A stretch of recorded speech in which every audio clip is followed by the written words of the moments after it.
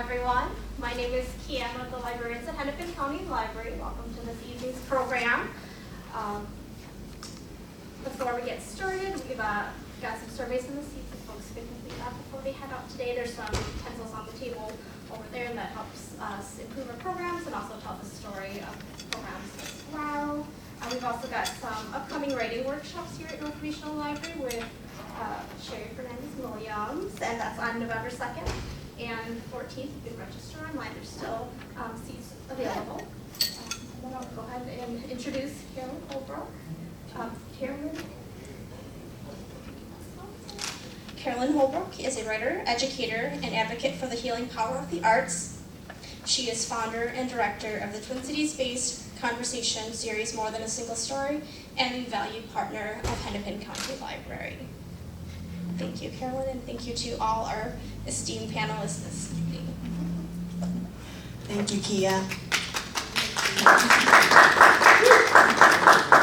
Good evening, everyone. Thank you so much for coming out in this weather to participate in our panel conversation, Grief and Healing Across Cultures. Okay, so More Than a Single Story engages BIPOC writers and arts activists in public conversations that explore issues that our work addresses.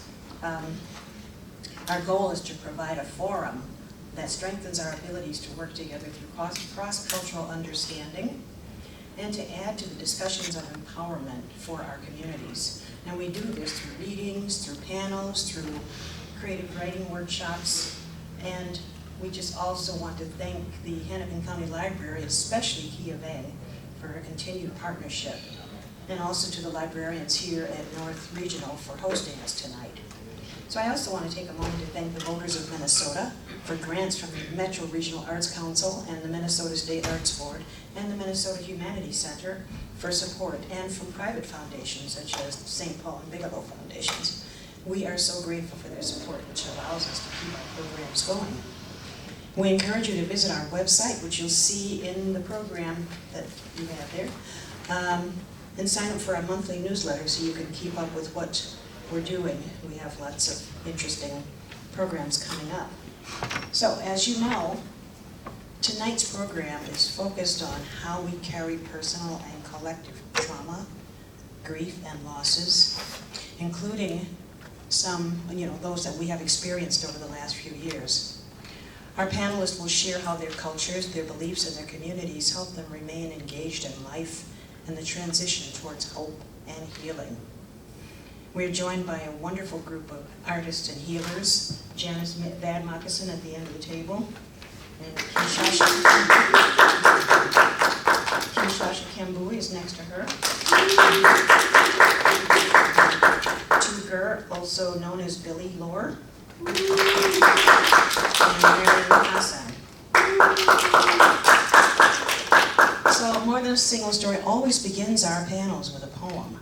And I am pleased that my dear friend, the Dakota author, Diane Wilson, will be delivering tonight's poem. But before she does that, panelist Janice Moccasin is going to share a song of remembrance with us. So I would like to invite Janice and then Diane, and then we'll start our conversation. Amitakiapi Dakota ia wandri wachewi to shunko wopiawi amakiapia. Shante Washted and Petchiusa be greetings with a good heart and handshake tonight. I'm going to sing a song for this purpose of remembrance for all those who have gone on unjustly with illness, and those that have been called home. So this song is remembering them, and the heartbeat of all those that are no longer here, the people, the drum is the heartbeat of the people.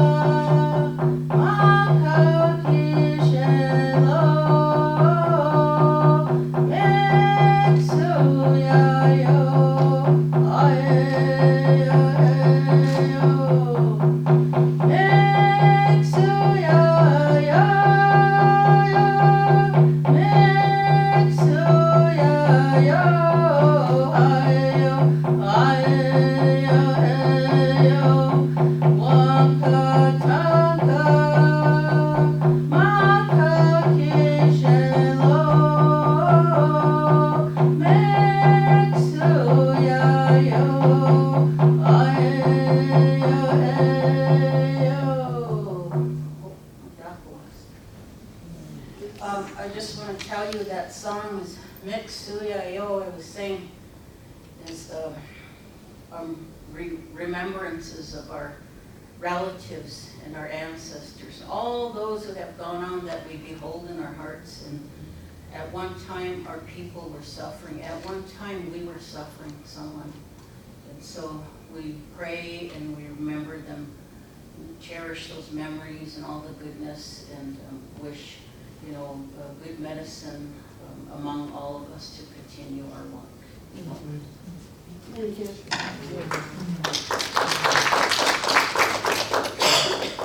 Thank you, Janice. And now Diane will deliver a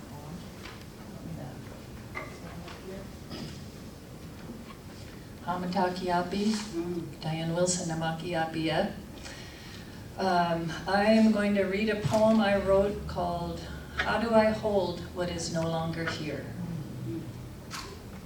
A gray-haired woman, an elder, who is not a friend but a teacher made of sharp needled pines in icy winds, once gave me a deerskin box. A part flesh, she said, that women used to hold what was precious and necessary. I remember how her voice trembled, her Abenaki tongue stumbling on words that veered too close to caring or praise. Another woman, not a friend, but a leader made of granite cliffs and salmon rivers, gave me a cedar basket. For your seeds, she said, to hold them in winter sleep as they dream of soil and warmth and rain. I remember her kindness when she showed me the complex strands that held her gift together, gathering, drying, knowing, sharing. There is no box or basket that holds your last gift to me. A few words, the rough callus of your palm, a toe-tapping dance on a paint-spattered rug. What container, I ask, might hold what is no longer here? Who can tell me how to carry the unseen, the unknowable, the mystery, the pathway to stars, the receptacle for my prayers?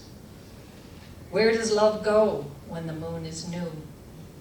Only you, no longer a friend or a husband, but a newborn ancestor made of wing and shadow. Together we planted an oak tree. I dug the hole, you held up the sky. Roots tangled with your braid, the child's art, curly-haired leaves held a sigh of wind. I remember. You live on in this body of sap and wood, this holder of renewed life, this blending of memory and spirit.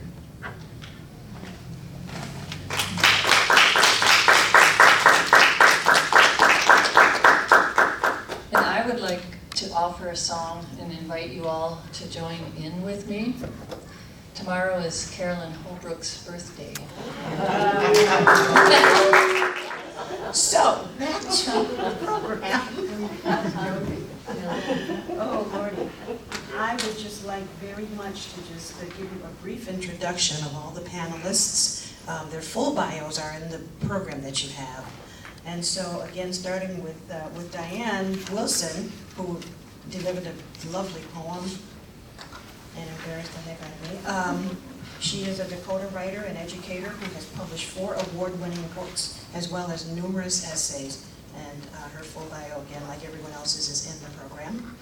Janice Bad Moccasin at the far end of the table, who sang the lovely Remembrance song, is a Creek Dakota enrolled tribal member who has been in healing and grief work that she contributes to her tribal communities. She's also a multidisciplinary artist. Next to her is Kinshasha Kambui, who is the owner of Wellness Paradigm, a holistic wellness center dedicated to community healing. And then there's Tugar, who is a master Hmong shaman with a wealth of experience in holistic healing and cultural consulting. And then Marian Hassan, who is an educator and a children's book author who advises, mentors, and trains many. Okay, so thank you all for being here tonight, the panelists and those of you in the audience. So let's get started. Now, when I think about grief and loss, one of the first things that comes to me is the question of how we carry the loss of loved ones and still remain engaged in our lives. I also think about ceremonies and rituals, ways that we prepare ourselves for loss. And then I wonder how people in communities and cultures that are different from mine handle these questions. I also think about how we deal with sudden loss as opposed to loss that is expected when someone's been ill for a long time. And then there's ambiguous loss, the loss where someone may have been assassinated and we don't know where or if they're still alive. There's also, you know, when you consider ambiguous loss, there's the person whose body is still sitting here, but they are not because Alzheimer's has taken them away from us. And then there are those of us who have a parent who's absent. We don't know, you know, we see them just rarely, but we know they're somewhere. That's another form of ambiguous loss. So we're going to cover a lot of these questions tonight. And I'd like the panelists each now to just briefly explain your interest in tonight's topic and say a little bit about grief rituals in your community and why rituals are important. And whoever would like to start. And we will have time for questions after. Good evening. It's wonderful to be here with you on this rainy night. And rainy night, spiritually, in the Islamic faith, is actually considered not inconvenient, but such a blessed time. So we are blessed to be here together tonight. So I was thinking about what my interest is, or my connection to the topic tonight. And before I talk about that, I would like to recognize and share my experience and grief over what's happening in Gaza and the widespread, indiscriminating killings of civilians. So I recognize that to be a collective group as well, a collective grief as well. And another way that I'm interested in this topic is my recognition that grief, while universal, is also differentiated in how we go into it and what the rituals are based on our cultural and spiritual beliefs, and that's really, I'm interested in that. And aside from that, I can say that my identity is encapsulated by grief and loss. And I will explain that briefly. On one hand, being a person of color in this country and witnessing the suffering and inequities of people who were born here, who have been here, and who have had the land, the native people, the African people who were imposed and forced to be here, and who have endured, but yet discriminated. And other people of color, including my people who are just joining the cast, if you would. And that has been part of my grief and loss. Another aspect of my grief is that I am tied to 3 decades of war in the country I was born in, Somalia. And it has been a loss or a war that led to the death of hundreds of thousands of people and led to the displacement of 2.5 million people, whether displaced internally or outside of the country. Many of them stuck in refugee camps, so I grieve for that as well. Also, being a Muslim in a very antagonistic time where you are assumed to be guilty for crimes you have nothing to do with, by virtue of how you dress, by virtue of how you talk, the accent that you might speak with. Language is also a level of grief for me, right? As an educator in classrooms where I'm qualified to teach, but yet with my scarf and my accent, somehow I'm unwelcomed. So I grieve for that as well. And I would say, without taking too much time, I think that grief is inevitable and universal. So for that, what I want to emphasize is that although we grieve and we experience loss, we do not live in sadness and despair. So I want to say that. Although we grieve, we do not live in despair and sadness. And I think that's important because through grief we change. Something changes in us. And we become a new person who is in some ways very special and different and tolerant and accepting and resilient. Thank you.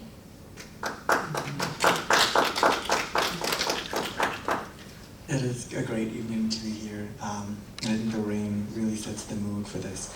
And so what really ties me to this subject and theme is I'm a practicing Hmong shaman. I've been a shaman for more than half my life. I'm 25 actually, but turn 26 soon.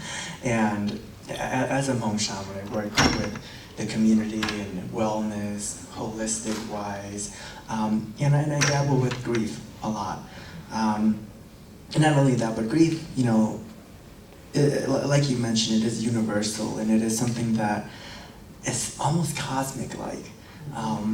You know, what really ties me to the subject is I lost both my parents at a young age.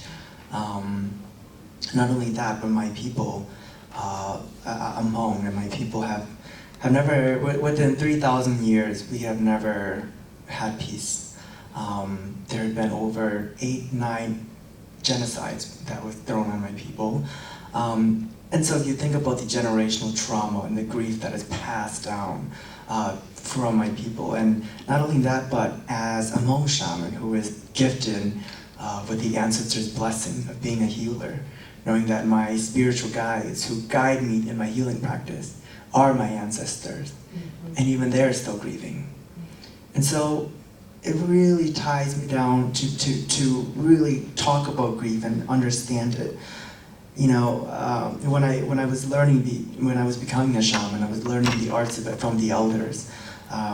They had mentioned grief in many ways. The grief of the loss of our language through assimilation, the loss of our culture through capitalism, the loss of our community-centered way of thinking, and as we switch to individualism in this country, the language that I don't hear as much as I used to anymore. Grief also comes with, you know, when I was learning this, it was such a shock that such a young individual became a shaman. And for the first time in grief within my elders, they had hope.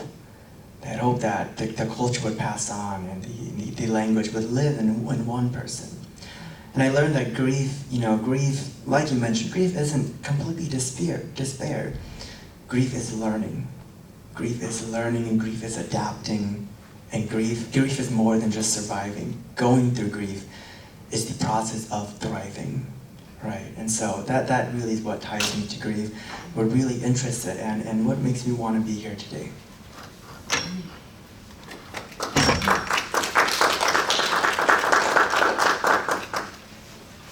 I'm Kinshasha, and you know, when I was thinking about this, and certainly as an African-American woman, the boxes that Black women are put in and have always been put in makes it very difficult for us to express who we are. I thought about the song Strange Fruit. Strange fruit bear fruit, blood on leaves and blood at the root. Black bodies swinging in southern breeze, strange fruit hanging from the poplar trees. And as I think about grief, that's all of us. I think that really one of the things that keeps us so traumatized is that we don't talk to each other. When we all have one story, and we are all the other to white supremacy, to capitalism, and in the African American community, the terrorists in our community are the police. And that has always been that way. And the thing that makes us so sick and so traumatized is that we don't talk about it. We hold it in. As Black women, what we get is we're strong Black women, and so no matter what's going on, we must be strong. And if we get angry, then there's another title. I mean, it doesn't make any difference how rich you are. Ask Michelle Obama. It doesn't make any difference how poor you are. In this society, we have a brush of either we are super women or we are sluts, and there's not very much in between. And so in terms of defining ourselves and healing ourselves, there's not a lot of safe places for us to do that work. That's where Wellness Paradigm came in. Certainly in terms of doing healing work and body work, I've been doing that my entire adult life. And the thing that's so interesting about the wellness community, it's white women who do the work. In terms of everything that our community needs, 98% of all nonprofits cater to Black and brown people and are run by white women. And the truth is that only we can heal ourselves. The truth is that when we're talking to one another, we don't have to explain. Instead, we just get to be, if we can find those safe spaces to be. So one of the things that we do at Wellness Paradigm when the inevitable atrocity by police happens in our community is to offer a safe space for families to come and heal and mourn and know that, and just love them up and know that they're safe there. And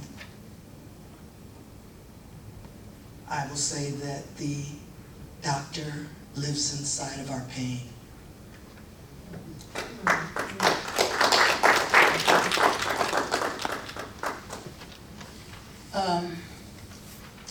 Dakyapi, relatives and friends of BIPOC communities and indigenous communities. Dakowi Choha Ihiduha Mawani. I come from Dakota and Ochete Shakawi, the nation of our people. We are not a culture, this is a life ways that we live. As our people make our way back to who we are, and also, sharing the oral traditions that we're in a state of reclamation of who we are and what happened to us, our genocide stories. We have that happened, generations, and what we're facing and what our challenges are. A lot, is about the missing and murdered Indigenous women at a high rate. And so that's what our families are faced with. And so families are having to grieve without knowing, without having any peace, without having any answers. And they don't even know if their loved one is alive or dead, so they can, have their death ceremony, their passing back to spirit world ceremony. So a lot of families are faced with that, as well as the intergenerational and trauma effects our quality of health and life, and also our people face police violence as well. High numbers, probably, a low population reported, but very high numbers of police violence and deaths that occurred in many Indigenous communities, and including Canada. So my involvement and invitation to this panel tonight is coming here to share my perspectives on healing, comforting families, and offering ceremony to families over the years, and also working with patients, our loved ones who are facing end of life in hospice or the hospital, seeing the families through our grieving ceremonies and through the mourning phases to remembrances, and then eventually celebratory spiritual relationships here on earth to the afterlife. So I've provided assistance in these when we talk about the grief rituals in our community, what possibly can help in those situations. They're pretty tough, but I'll tell you, I'll share with you the ceremonies that I was taught by spiritual leaders and healers, and that give us the ceremonial rights to help our people.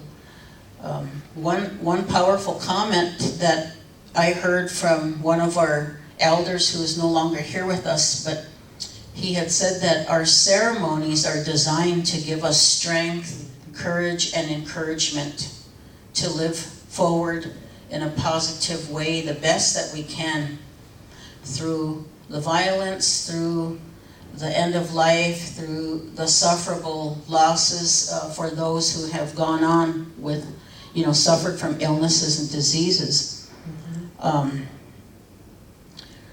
So those are very challenging, but one important factor in doing this kind of work is remaining grounded and consistent and prayerful, and becoming a deep listener to our people.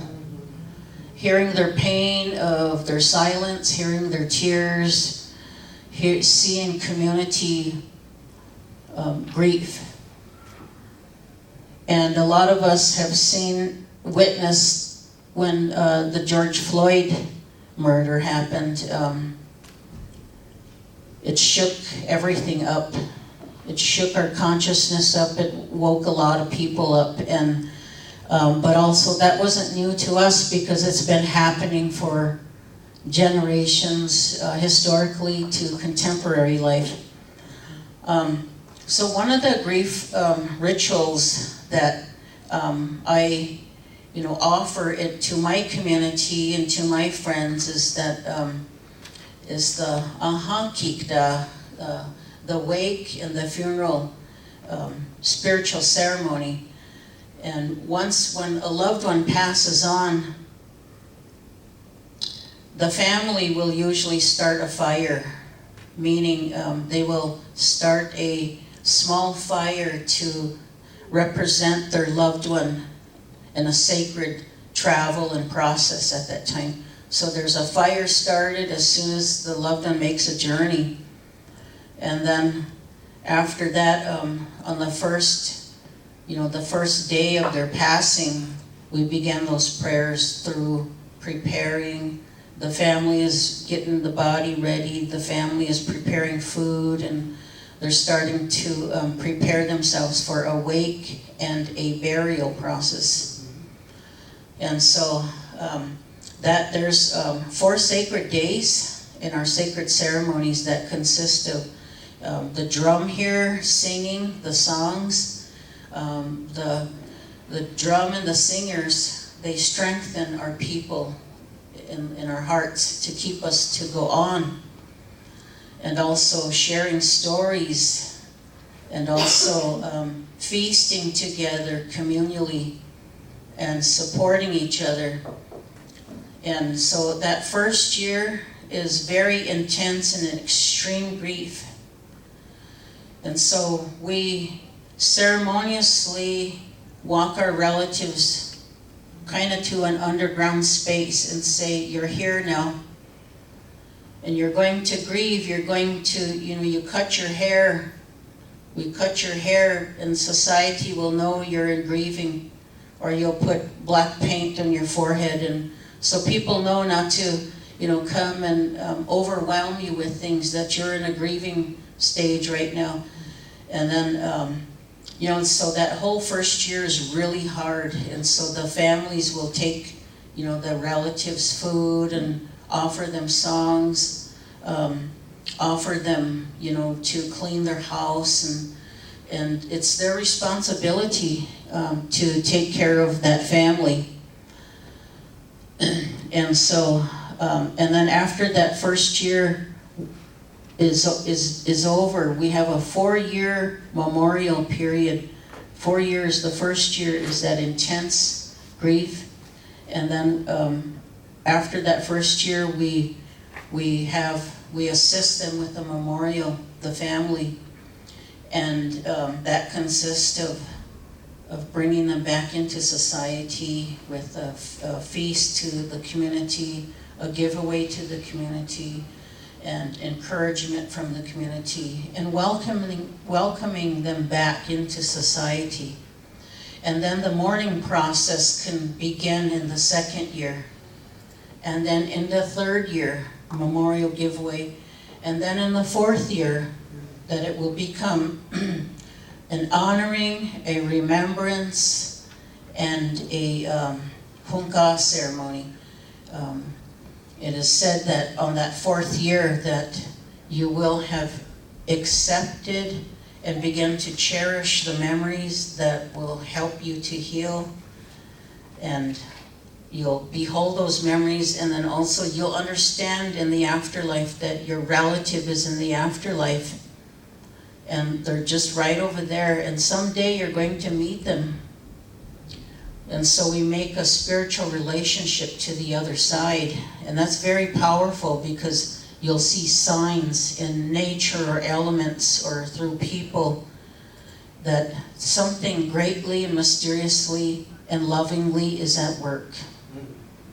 God's work, is working through us. So that's just a brief part of that ceremony, and the reason why those rituals are really important is because it offers comfort, it offers peace, and it offers calming moments with these medicines.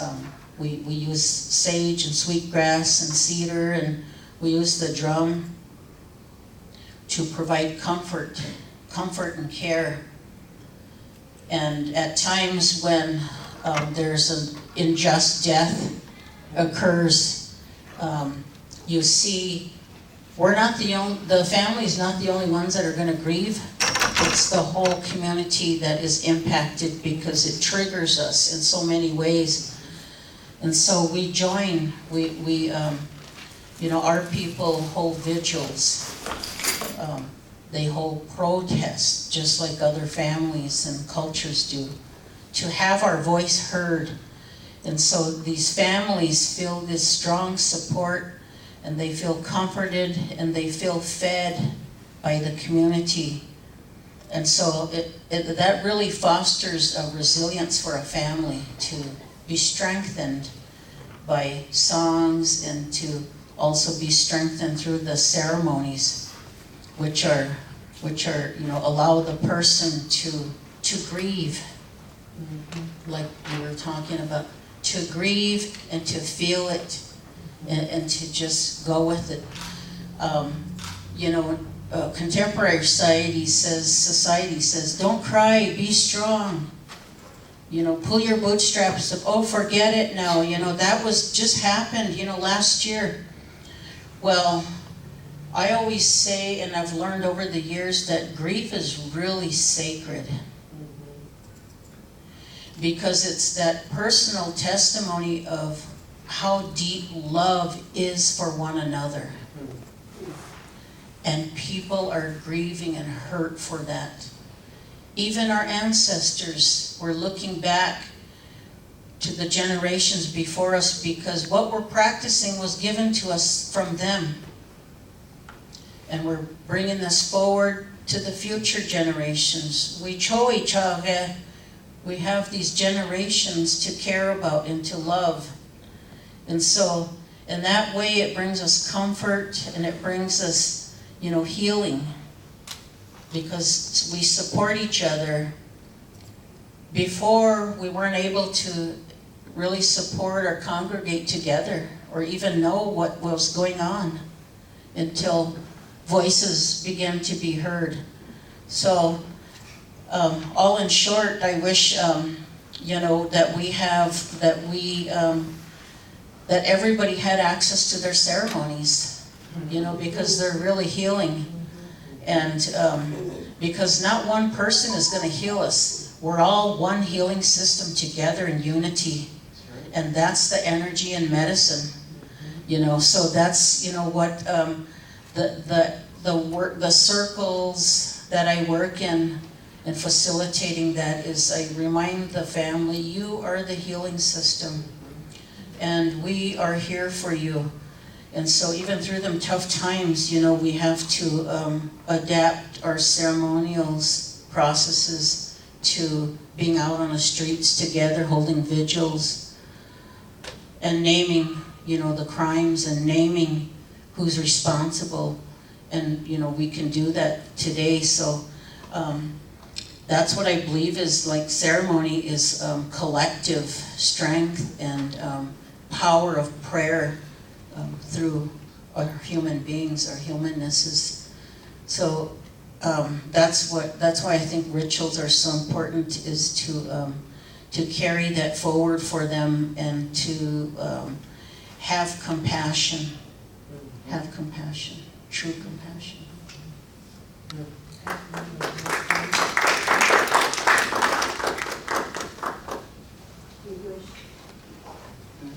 Oh, man.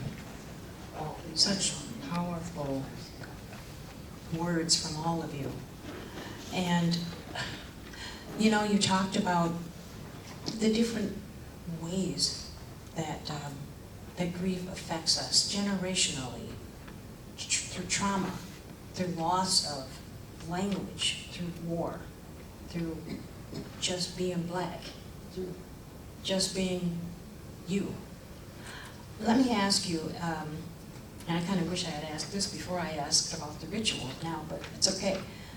Can you tell us, death is not the only way, or, that we grieve, people who've lost us, people who we have lost. What are other forms of grief that you see in your communities?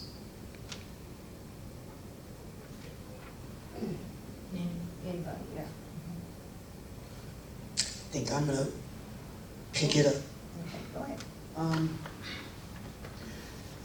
Certainly as I move into that realm of being an elder, I see a lot of my contemporaries grieving their youth, wishing for what was, as opposed to being present with what is. I think as in the African American community, certainly the things that I notice is that we are under such a constant barrage of various atrocities one way or another in terms of anti-blackness in particular. It's a very interesting thing to live in a world where the more melanin you have, the more under attack you are. Whether we're talking about ageism, or certainly let us not forget. The thing I think that is the thing that was most challenging for me anyways, I did not know really what sexism was until I was in my 30s, because racism was so prevalent. There was no way for me to really understand what sexism was. I thought that sexism was a white women's thing, and when I got to graduate school and I did my graduate work in counseling at the University of Wisconsin River Falls, And River Falls is only 40 miles away from the Twin Cities, and one of the most racist places that I've ever been in my life. I found it to be more racist than Jackson, Mississippi, and was very happy that I could drive home every night. But the majority of our class was women, and all of our professors were white males.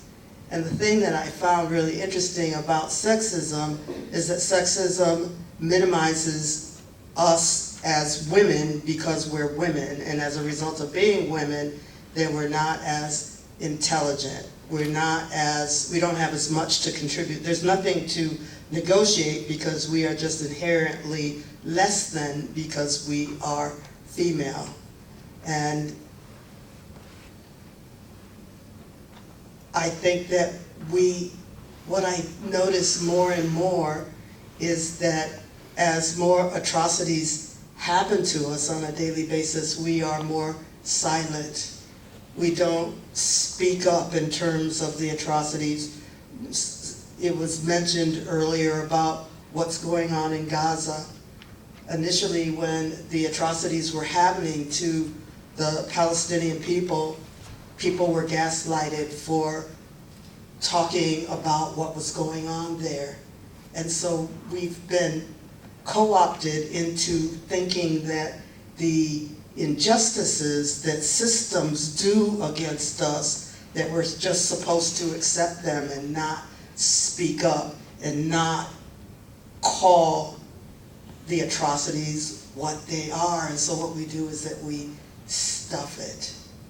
And we stuff it with TV, we stuff it with potato chips, we stuff it with alcohol, we stuff it with fentanyl, we stuff it, so that we can keep on going, so that we go along to get along. And it's what's causing the disease. Do you not notice? I mean, it's not a coincidence that cancer is at an all-time high. It's not a coincidence that we don't even smile anymore. I mean, it's a rarity when we come in contact with one another and somebody's smiling at us, because we're catching hell all of the time, and we want to make sure that the little bit that we have, that they, whoever they are, don't take it away from us.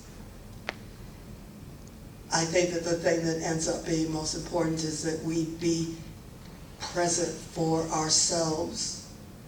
And if I'm present for me, then I can be present for you. If I'm not present for me, then I can't be present for you. We have to find a way to be able to share our truth for our own healing, because otherwise we're ongoingly wounding ourselves all of the time.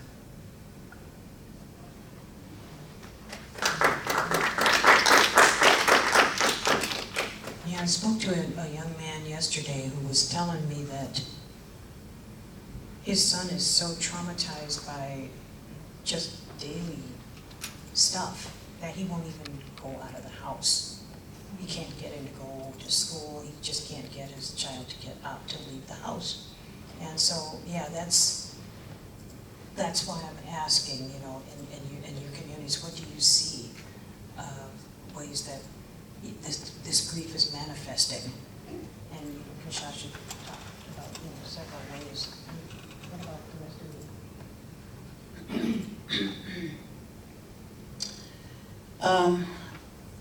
I think what I've learned in observing in our own communities and family is that, you know, we name it of intergenerational trauma, the impacts, how kinship has been destroyed. And so that connection, that strong bond, you know, has been shattered. And so we're left to be mostly individually yearning for that.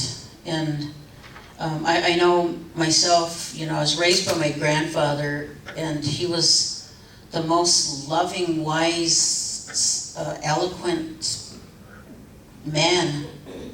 And when he passed, then I realized that my world has been shattered after that. And as I still continue to struggle, what I don't have down, I could, learn all the spiritual ceremonies and everything, but I don't have it down about what I need as a human being, and that's self-authenticity. I can't be who I am, let alone who am I? So somehow I think our people have lost the ability to dream, let alone not having the ability to sleep well and rest and restore our spirit. And I feel like our young people are yearning and crying out for their identity.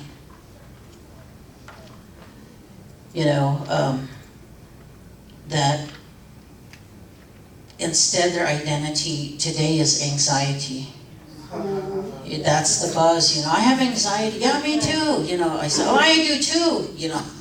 You do too? And I said, yeah, I do. I said, comes and goes, but it's not here often. But I said, you gotta breathe, and I tell them about that. I say, you gotta let your spirit catch up to your body.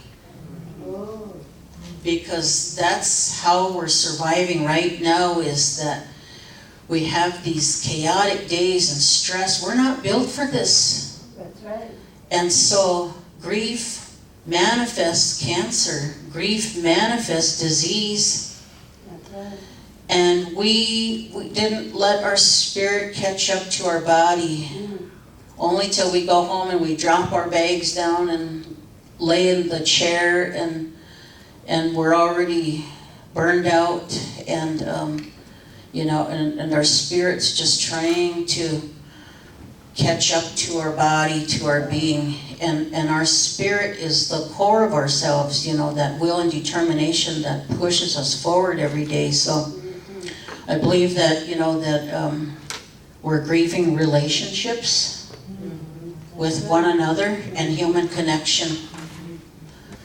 So lastly, so that's what I feel like, is the spirit is trying to catch up to the human being, but we keep running forward and forward, and we're living on we're living in a time frame, a stressful life, and so we create stress marks in our human bodies and minds and hearts. And so with that, for me, it's about, I'm not able to exercise my personal values because I have to manage and cope over here, and things violate my spiritual values. And so I can't be myself. I can't be myself, my authentic self. And like I said, I don't know that complete authentic self yet. I know I have, how many identities? Dakota, Wia, a woman, two-spirit, healer, and I work with horses, so horse partner, and I'm a daughter. I am brown. I'm round. No, I'm just kidding. So like you were talking about, we behold all these identities inside of us, and does it, how can we catch up to ourselves, our self-authenticity, so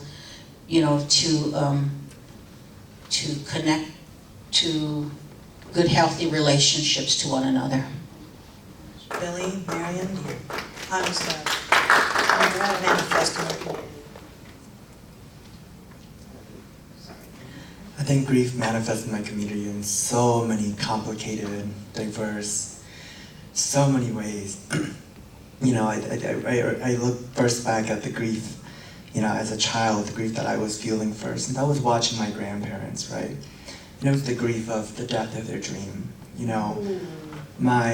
my grandparents, my great-grandparents, my great-great-grandparents, all affected by colonialism. Ever since France colonized Southeast Asia, where my people were, my grandparents talked about, they lived in peace. The only reason why they're here was because America had forced them to be here through colonization, through the forced labor. And they were forced into the Vietnam War, forced into the Secret War, even World War II they were forced into. And they were promised that when they got here they would have prosperity. But we know how white America works. We know what is the end. They came here, what did they get? Discrimination, police brutality, the demonization by the Christian church of my culture, my religion. And the worst thing is, they were promised that they could be themselves when they got here. And they watched their children, they watched their grandchildren grow up not even understanding them. I look at grief like, as simple as my name, my name is Billy Lor, but my ancestors call me Dunsa Lo. Tujer has no meaning. Tujer is not words. And so it's the identity that I've gone by, and I'm trying to reclaim that part of me again. And grief can also, when I look at tradition and culture, and referring back to rituals, for my community, there's many words for death. There's many words for when you feel that something has died. You can say that it's died, but we also use the word transform, because we believe that when someone passes away, they are transforming. They are going back to our ancestors, and our funerals are 3 days long. But for my ancestors, for my grandparents, it used to be 7 to 8 days long. And so watching them, and the reason why our funerals are so long is because the funeral itself is a ritual, it is a journey. It is sending the deceased back to, we don't even have a word for ancestors. The word for ancestors in my language is just grandma and grandpa. And so we're sending our deceased back to our grandparents. And now, I fear that I won't get the same ceremony that my grandparents received. The journey that my parents took, the journey that my grandparents took to go back to their grandma and grandpa. For our young folks, now, with the loss of culture and language, we are grieving our dream. Our dream of, will we make it back to grandma and grandpa? Because that journey is no longer safe for us. Because we have to live multiple identities, right? In the workforce, in the public, I am Tujer. With my family, I am Tunsa. In the community, the word shaman is another thing. I am Zinen, that is the word for medical or a spiritual healer. And so we fill all these roles, but how much of ourselves do we have to give up when we have to constantly switch? We're code switching all the time. So how many times do I have to kill Tunsa? How many times do I have to then revive Tujer so I can survive in the society?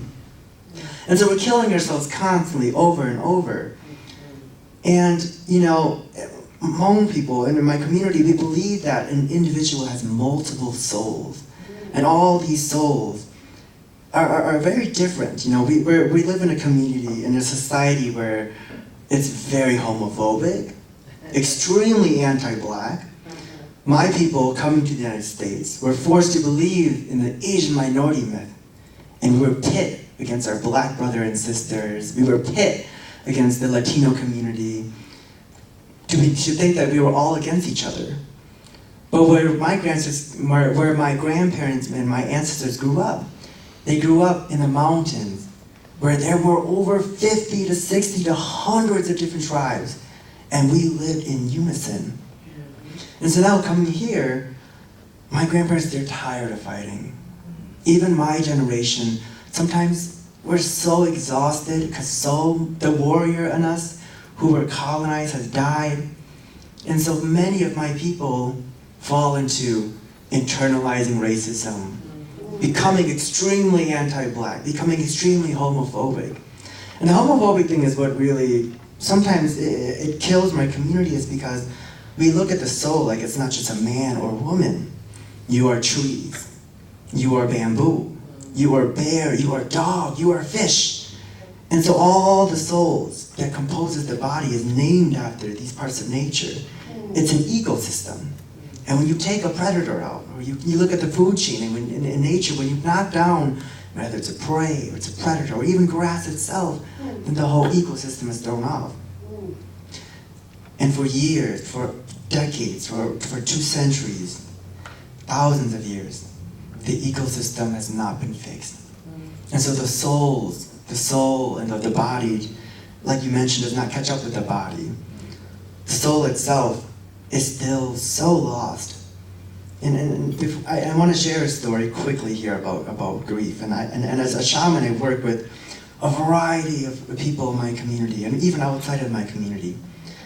And a long time ago, a couple of years ago, I was working with this elderly woman, and she was experiencing, she had nightmares in her sleep. Every night she would have nightmares.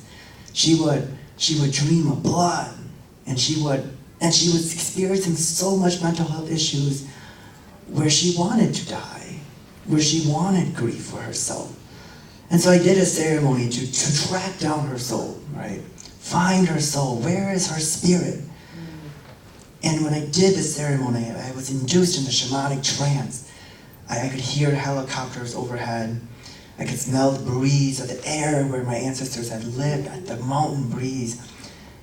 And I remember hearing screaming and blood, and I finished the ceremony with tears, and I asked her, can you validate what I was seeing, the visions I was getting? And she told stories of when the United States had promised my people that if you fought for us, whether we win or lose this war, we'll bring you to the United States. And they didn't, and they left us there. And so think about a couple years back, well, I think it was just about a year back, what had happened in Afghan. And the people who were trying to get on the planes, trying to get on the helicopters, and my elders watched that on the news. I remember them crying because they said that was us. That was us. They did it again. They did it again. And it was so painful. And so I did the ceremony, and it was triggered because of that. But when I met her soul, I was confused because her soul was a vibrant young 20-year-old while she was in her 70s. And she said, no, that was me.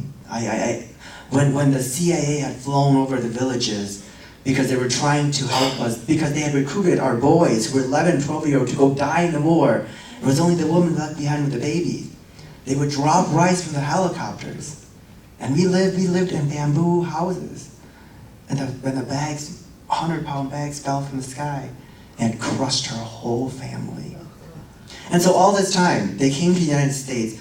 They never found time, because we live in such a society where it's capitalistic. It's so based on individualism, and not even to mention the demonizing of my culture. I don't even know who Satan is, and they said, I am Satan, I am summoning demons. I don't even know what that is. My culture doesn't even have a word for demons. And so because of that, she was scared to perform ceremonies, because it was either perform ceremonies and get the cops called on you, and probably one of you gets beat or killed, or you go along with the system. And she chose to go along with it. And a part of her had been dead for so many years. And so we brought her soul back, and we did our ceremonies to call the soul, to bring it back to the body. And for once, the soul and the body could find time to catch up. And so grief comes in so many ways. And I think we're still constantly trying to process it. But at the same time, we have to do it as a collective. You know, we have to do it as a whole community. It's because most of us in this room, the grief that we have originate from the same source. So.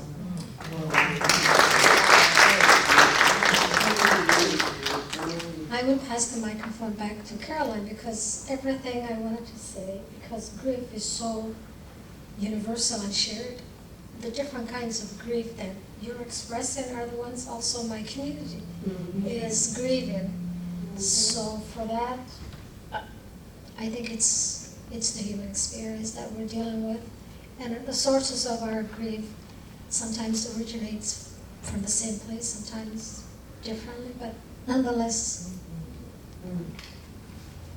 Oh my goodness. Well, we'd like to open it up for questions or comments from folks in the audience. I know this is some heavy stuff, but we're all feeling it. I just wanted to thank everyone for personally just blessing my soul, just to hear your stories. And so my question to you is, I can tell that you're very grounded and centered, and you carry and are healers in your communities. I can only think about what toll it takes on your soul.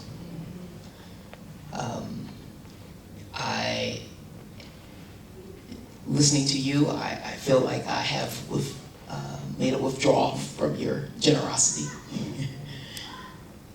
And you do this all the time, constantly. So you give so much of yourself. You are healers in our communities. So my question to you, as someone who just did a withdrawal from you, what do you do to make deposits into you that will sustain you so you can be here for us? That's a great question.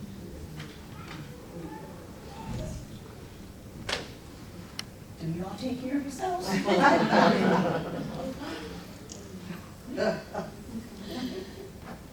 Thank you for that question and the concern in from your heart.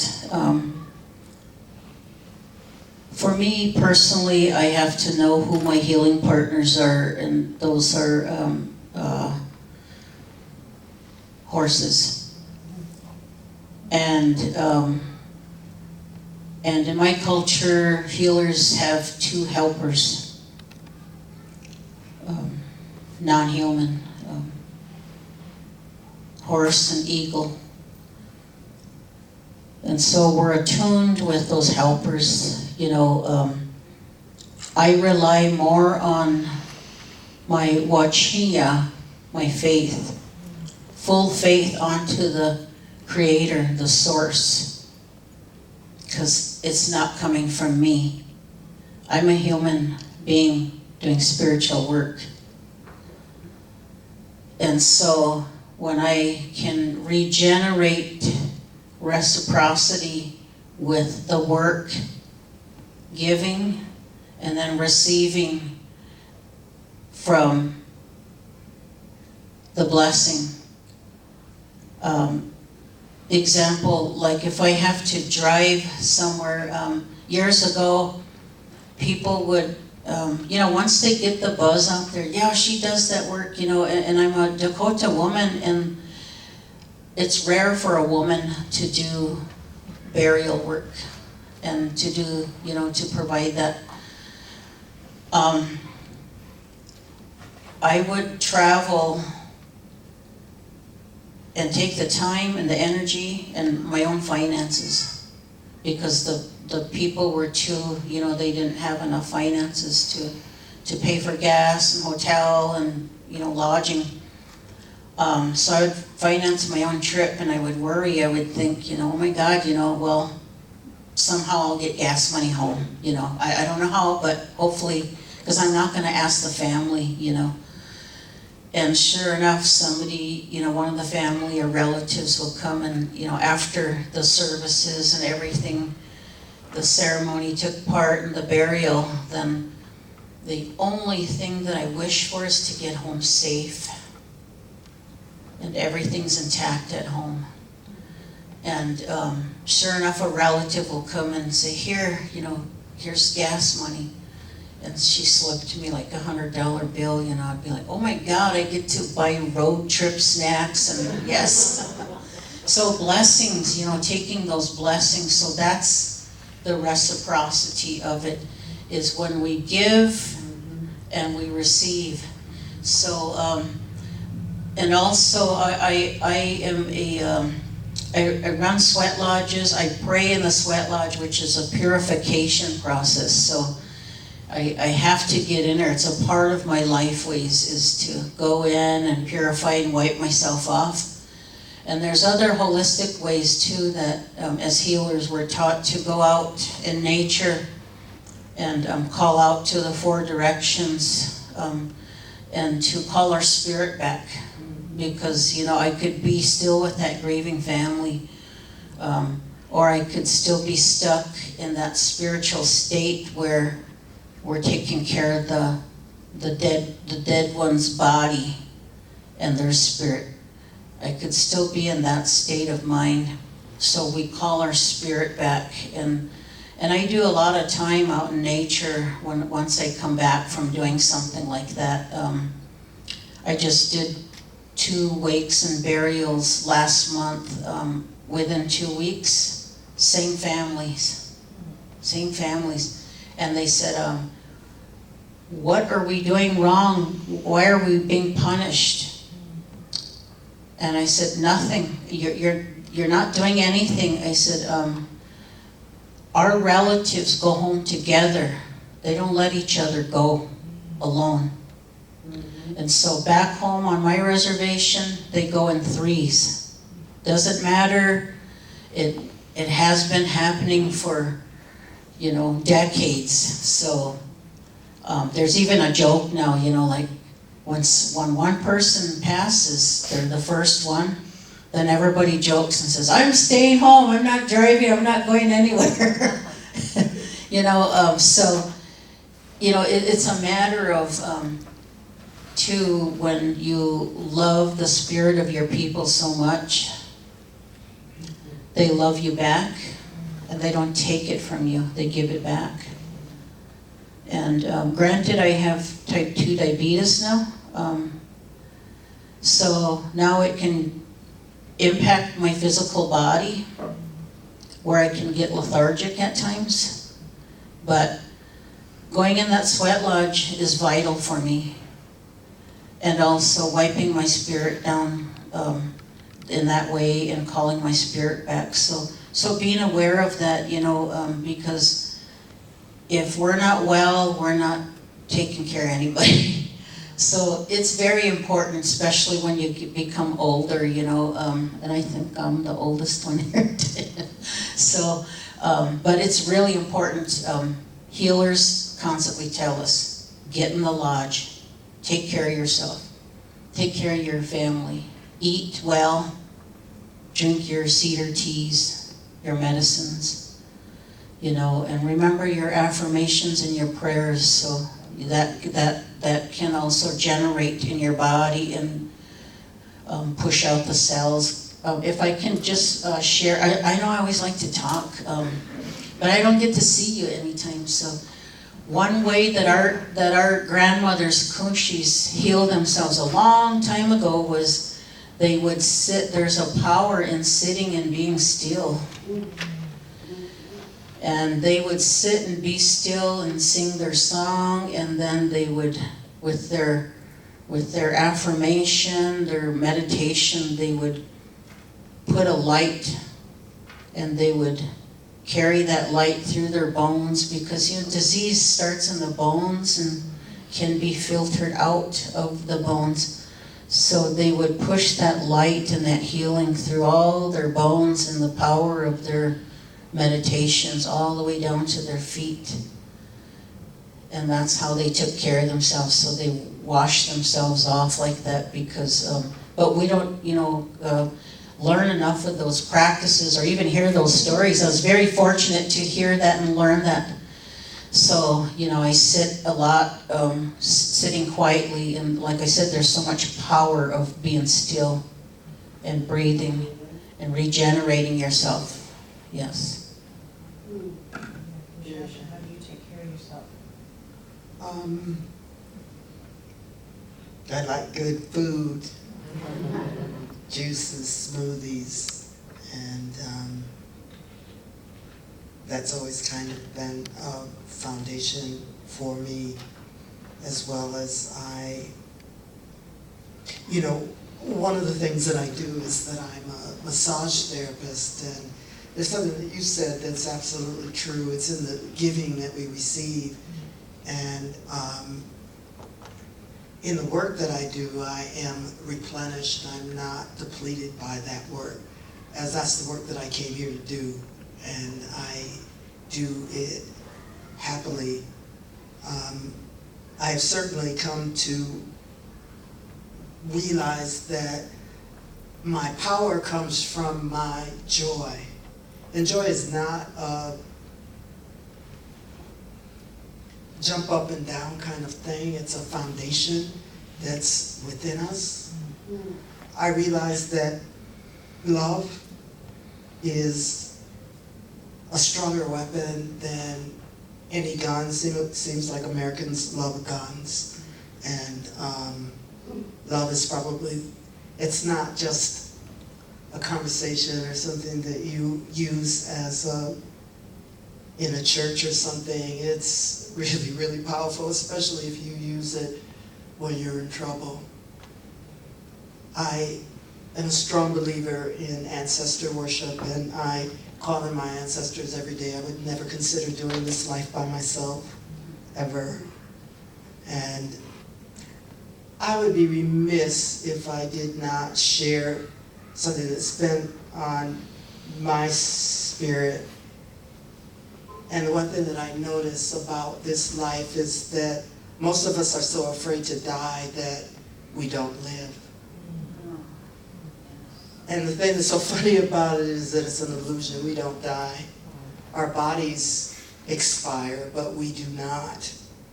And when I was 14 was my first experience with the police.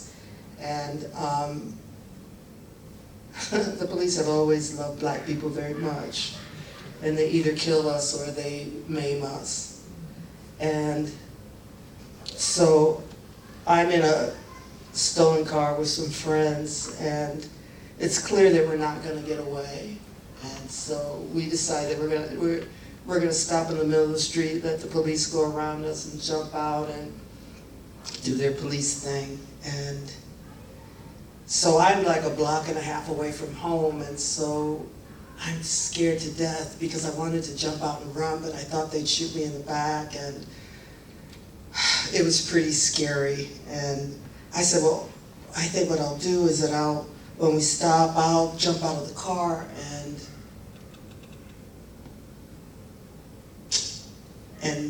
I'll either run home or I'll just let them arrest us. And so as soon as the car stopped, I immediately opened up my door, and the police did not go around. They ran right into the car, and they were going maybe 50 miles an hour. And so when they ran into the car, my body flew out into the street. And I said, whoa, how am I going to get out of this one? And it was really amazing to me that I was present while that was happening. And as I was rolling across the street, which I rolled probably about 20 feet, on a physical level it was going really fast, and on a spiritual level it was going very slow. And I was thinking to myself, shouldn't this hurt? And I was seeing all of these colors, and then as I was rolling, I could feel myself leaving the body. And I left fully when my head hit the curb.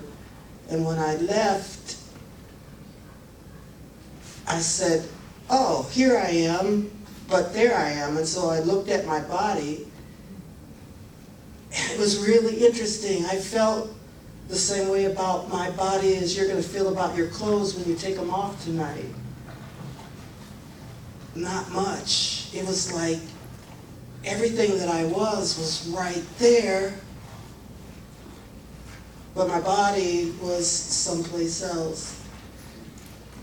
And so it was really interesting because my first thought was, and certainly as black people, our entire consciousness, especially back in the day, was based on what white folks had said. And my first thought was, well, they even lied about this. There was nothing painful about that. The body knows what to do. The body knows how to be born and the body knows how to die. And most people who have had near-death experiences go to the light, and anybody who has experienced that talks about that light in terms of if you can think of the greatest love that you've ever experienced in your life and multiply that by 100,000, by 1,000,000, then you'll come close to what that love felt like. And I wanted to stay out of the body, but the light made it very clear that I had work to do here. And so when I popped back into the body, it was like, oh shit. And then when I came back into the body, then I felt everything. But the reason that I tell you that is that I think that we get so hung up on what we see, when what we see has so little to do with what's going on. When I think about the whole issue of death for myself, a couple of years ago my mother died, and for my birthday what I got for myself was I had a reading with a psychic, and I just wanted to make sure that Mama was okay. And what stands up for me in terms of that experience in talking to my mother, and it was definitely my mother, is my mother said, you know, I really want you to know what happened when I left. And she said, honey, I just took a deep breath and I breathed out and I just kept on going. And it's as simple as that. And I mention that to despite the appearance of all of those things, there's a purpose in the midst of all of this. And when we stay connected to our source, however we see that, whatever we know that to be, then we're always replenished. We need never be afraid of the appearances of any of the things that these knuckleheads are doing out here. And as certainly since I've been on the planet, it's like one thing after another after another. And I think that what I work on the most is not letting their lost get inside of me.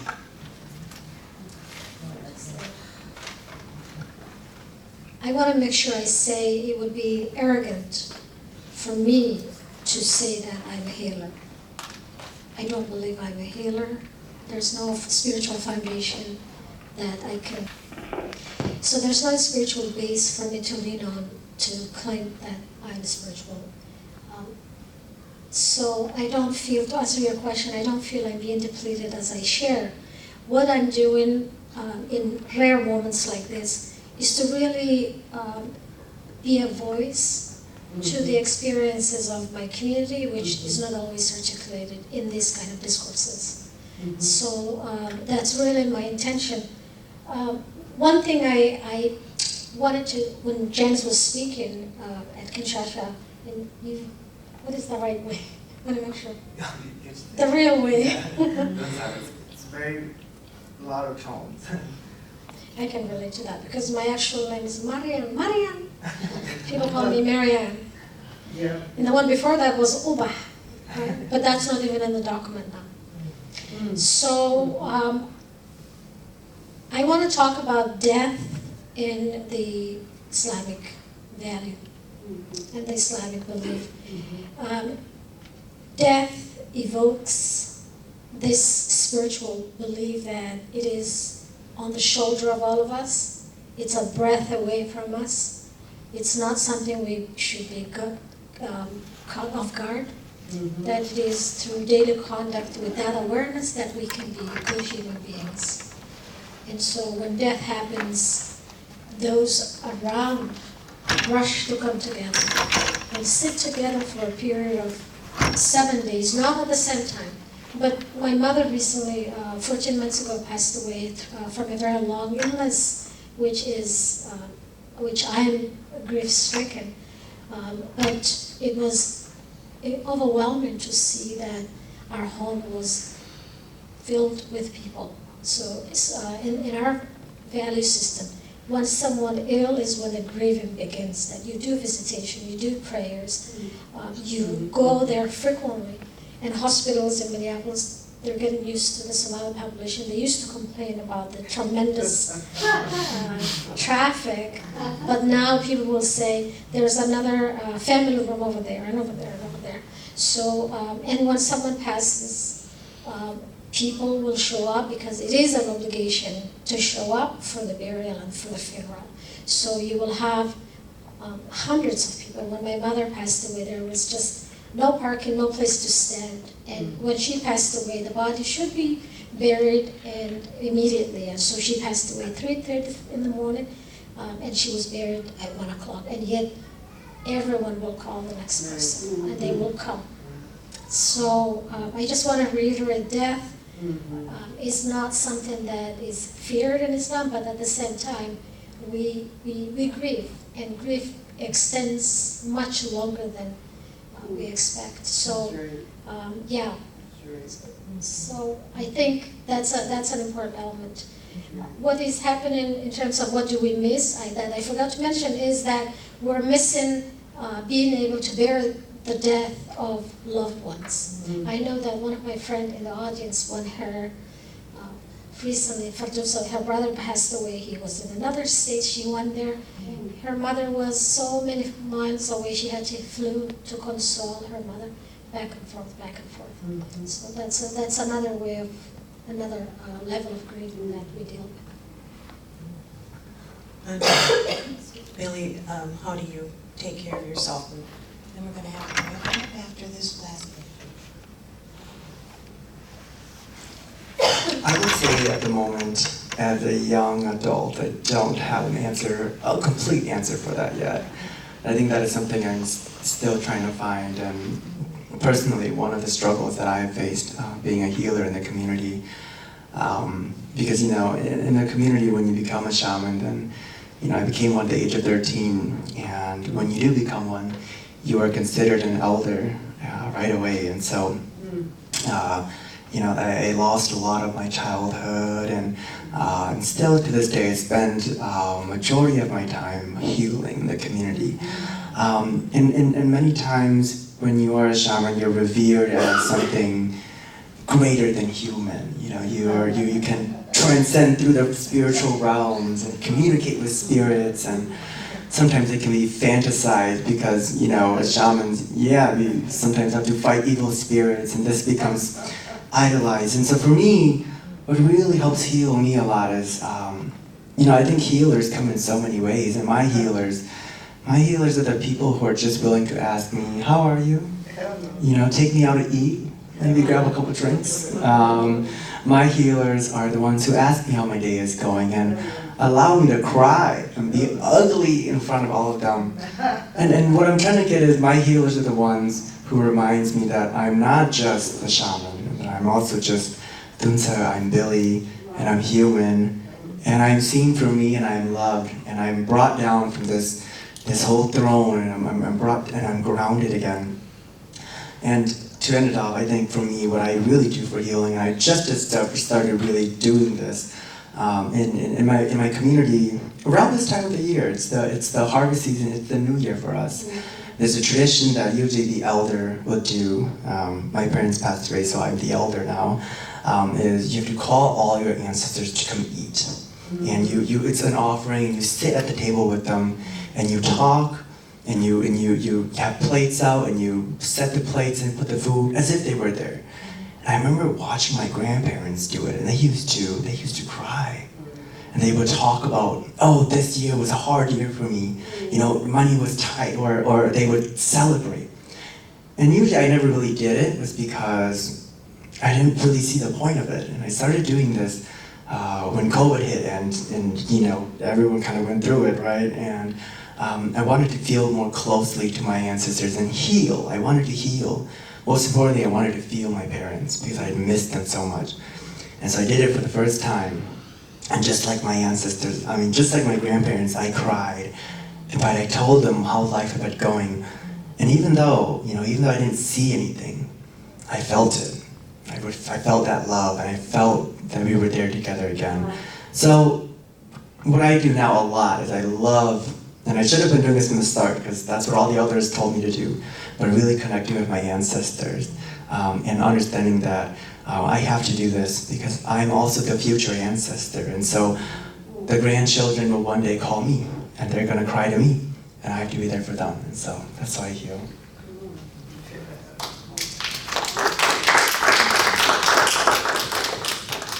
Wow. Well, thank you all for coming. Thank you all the panelists. What a conversation. And we'd like for you to please fill out these evaluation forms, the surveys, so that we can know how you'd like for us to continue our programming.